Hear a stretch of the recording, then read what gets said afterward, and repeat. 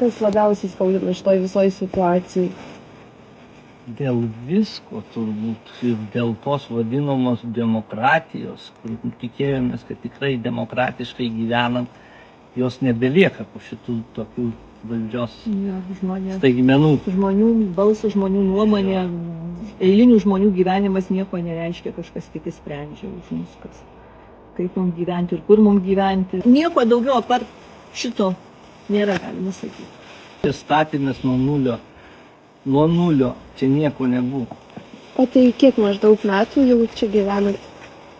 Tai aš jau 58. O aš 40. Mūsų metuose ir neišeisi, ir darbo nerasi. Viskas, tavo darbas žlunga, pragyvenimo šaltinis visas. O kaip sužinojot, kad galimai reikės palikti savo namus?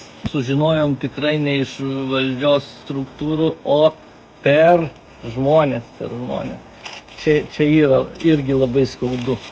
Čia visiškai nesuvokiami dalykai. O tai ką tada norėtųsi tiem žmonėm, kurie už jūsų likimą bando nuspręsti, ką norėtųsi jiems pasakyti šią akimirką? Tegul pabando įsivaizduoti, kad jų namus kažkas ateina ir pasako, kad kraustykitės kažkur. Tai kad jau jūsų gyvenimas nieko vertas. Jeigu jums reikia palikti šią vietą, tai kur jūs eitumėte? Palapinę miške pasistatyti. Nėra kur eit, nėra, neįsivaizduot, net čia... Kol kas nėra minčių, tiesiog... Iš Lietuvos važiuoti. Nėra minčių. Net svarsto tokią galimybę, kad tai emigruoti? Ne tai, kad svarstom, bet pagalvoji, kad,